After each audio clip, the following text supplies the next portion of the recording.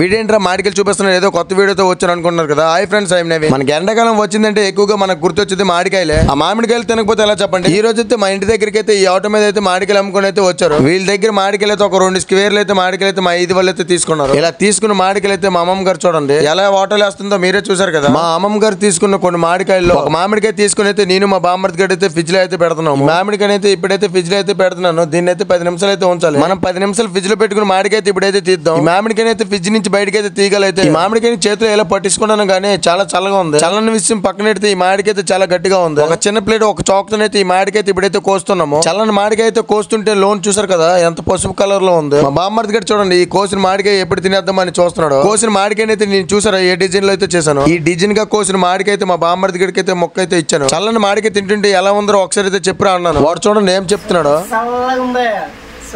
బయట ఎండకైతే ఈ ఫ్రిడ్జ్ లో పెట్టిన మాడికైతే తింటుంటే చల్లగా తీగా భలేగా ఉంది. మా బామ్మర్ది గడి అయితే మాడికాయ తొక్క కూడా వదలట్లేదు, మొత్తం తినేస్తున్నాడు చూసారు. నేను ఎప్పుడు మాడికాయ తిన్నా సరే ఫ్రిడ్జ్ లో పెట్టుకుని అయితే తింటాను. మీరు ఎప్పుడైనా సరే ఇలా ఫ్రిడ్జ్ లో పెట్టుకుని మాడికాయ అయితే తిన్నారో లేదో కామెంట్ చేయండి. మీరు వెళ్లే ముందు అయితే లైక్ చేయడం మాత్రం అసలు మర్చిపోకండి. ఓకే బాయ్ ఫ్రెండ్స్, మళ్ళీ నెక్స్ట్ వీడియోలో కలుసుకుందాం.